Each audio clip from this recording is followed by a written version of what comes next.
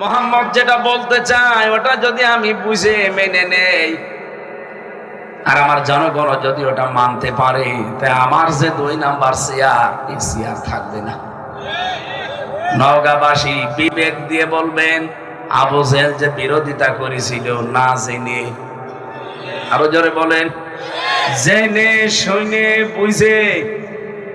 আমার তো মনে হয় বাংলাদেশে বহু আবু জেহেলের মতো লোক আপনি পাবেন যারা জেনে শুনে বুঝে কোরআনের বিরোধিতা করে।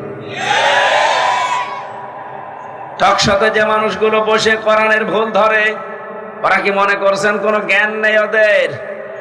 ওরা বুয়েট থেকে পাশ করা, ওরা ঢাকা বিশ্ববিদ্যালয় থেকে পাশ করা, বাইরের বিশ্ববিদ্যালয়গুলো থেকে ওরা অনার্স মাস্টার্স করা, ডক্টরেট করা। বসে বসে কাজ নেই, কি করবে? মুসলমানদের কোরআনের ভুল ধরে।